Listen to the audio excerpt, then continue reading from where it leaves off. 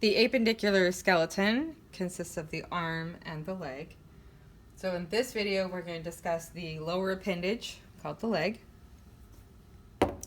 This is the pelvis. The pelvis is made up of the sacrum, and then the hip bones, or the ox causa, or the coxal bones.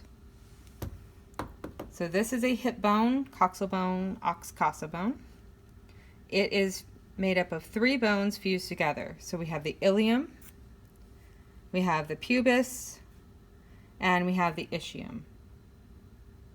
These three bones form the acetabulum.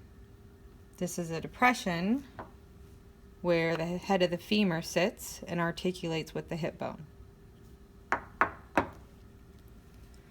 The ilium has the iliac crest, the auricular surface, which is a roughened area that articulates with the sacrum, forming the sacroiliac joint. The coxal bone also has the greater sciatic notch.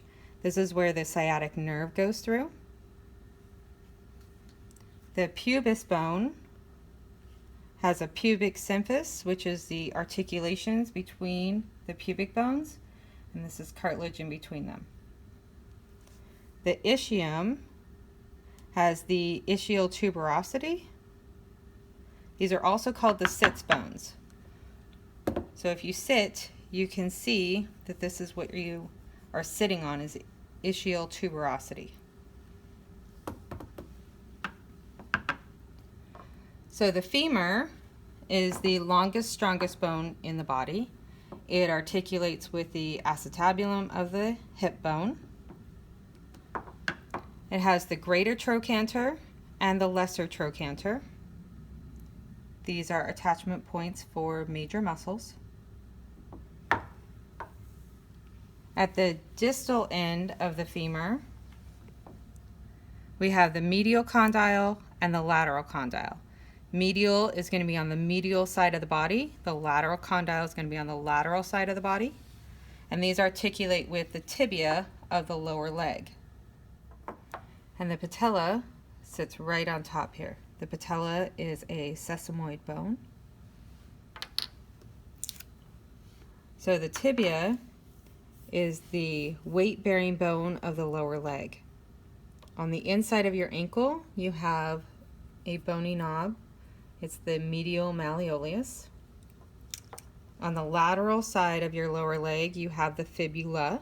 The fibula is the supportive bone in the lower leg. And on the outside of your ankle, you have the lateral malleolus. The tibia articulates with the foot, the talus bone of the foot. We have the calcaneus, is our heel bone. And then we have the tarsals. The metatarsals are the long bones in your foot. And then we have the phalanges. Our big toe is called the hallux.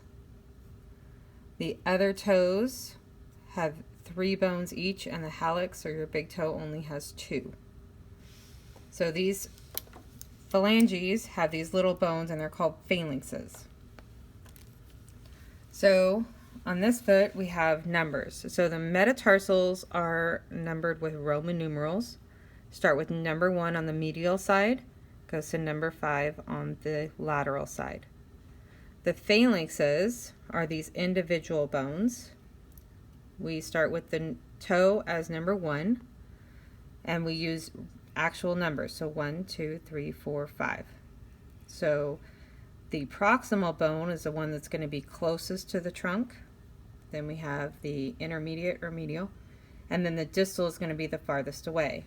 So for example, this bone right here would be the third proximal phalanx of the right foot.